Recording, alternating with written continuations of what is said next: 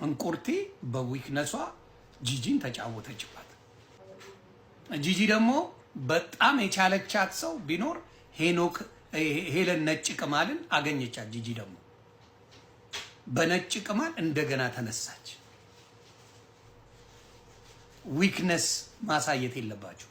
ዊክነስ ካሳያችሁ ሶሻል ሚዲያ ላይ ፌል ታደርጋላችሁ። ነጭ ቅማል ስታለቅስ ጂጂ ዱባይ ፈታ እያለች ነው።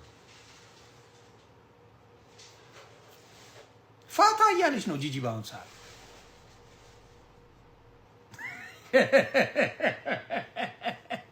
ብዙ አይደለችም አሁን፣ ብዙ አድናቂ ብዙ የላትም በአሁኑ ሰዓት፣ ግን በስሱም ቢሆን ፈታ እያለች ጂጂ ከጥፋቶቿ ተምራለች። ከነበረው ችግር ማንም በዛ ጊዜ ለዓላማ ብላ ያላለችው ነገር የለም።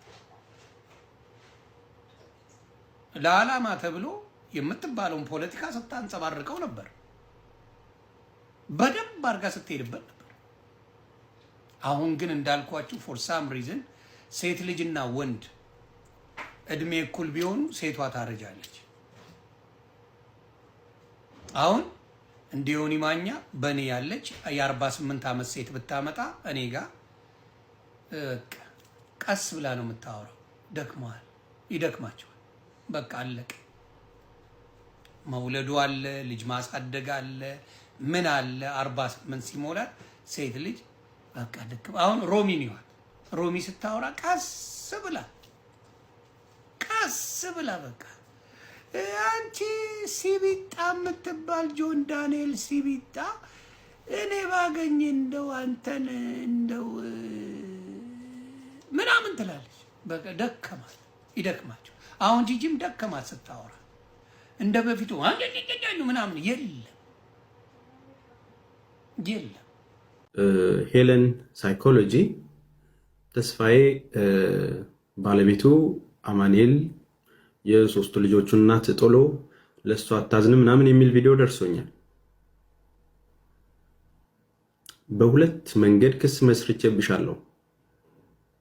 ሀገር ቤት ስትገቢም የምትጠየቂበትን፣ እንደዚሁም ደግሞ እዛው ኖርዌይ ደግሞ ክስ መሰረትብሻለሁ።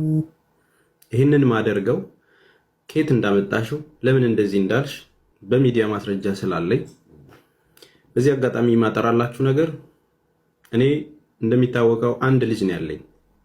3 ልጆቹን ሚስቱን አማኑኤል የገባ ምንም ታሪክ የለኝም። የሚወድ ሰዎችን የሚወድ ሰው ልጁን አምርሮ የሚወድ ሰው ባለቤቱን እንደዚህ ያንን ነገር ያደርጋል ብሎ ማሰቡ ራሱ የማይገጥም ነገር ነው። ሰው መልስ መመለስ እንደሌለብኝ አውቅ ነበረ። ግን ያው ሁለተኛ ክስም እየመጣልሽ እንደሆነ ከአንደኛው ስትገላጋይ በዚህኛው ደግሞ ደግመን እንደምጠይቅሽ እኔ ተስፋዬ ክንፈ እዛው ድረስ መጥቼ እንደምጠይቅሽ ላረጋግጥልሽ ወዳለሁ። አድርሱላት። አመሰግናለሁ። ከዛ በተጓዳኝ ደግሞ ሌሎች 11ዶቻችሁ እነማን እንደሆናችሁ የክስ ጥሪው ሲደርሳችሁ እናንተ በይፋ ትናገራላችሁ። አመሰግናለሁ። ጂጂ ለካ ዱባይ ናት።